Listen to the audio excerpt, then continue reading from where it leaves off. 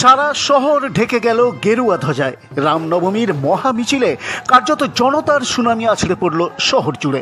হাজার হাজার ধর্মপ্রাণ মানুষ পা মেলালেন এই মিছিলে।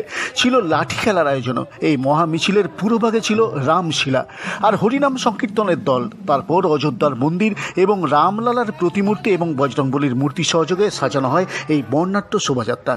আর ছিল মেগা ধামসার শহর কাঁপানো বোল, সাথে জয় শ্রীরাম ধ্বনির মূর্ছনা ছিল শহর জুড়ে। কচিকাঁচারাও রাম সেজে মিছিলে যোগ দেন এদিন। সব থেকে উৎসাহ চোখে পড়ে কিশোর ও যুবদের মধ্যে।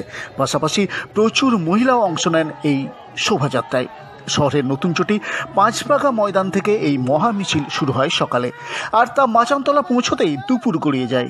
এদিন এই রামনবমীর শোভাযাত্রাকে কেন্দ্র করে পুলিশের নিরাপত্তা ছিল জোরদার। মাচানতলায় প্রচুর পুলিশ মোতায়েন করা হয়, স্ট্যান্ড বাই রাখা হয় জল কামান। তবে কোনো অপ্রীতিকর ঘটনার খবর নেই। রামনবমীর এই মহা মিছিল দেখতে রাস্তার দুই পাশে ভিড় জমান উৎসাহী মানুষজন। এই মিছিলে অংশগ্রহণকারী রামভক্তদের উৎসাহ ছিল চোখে পড়ার মতো। তীব্র দাবদাহকে উপেক্ষা করে হাজার হাজার মানুষ এই মিছিলে সামিল হন এবং সারা শহর পরিক্রমা করে এই রামনবমীর শোভাযাত্রা।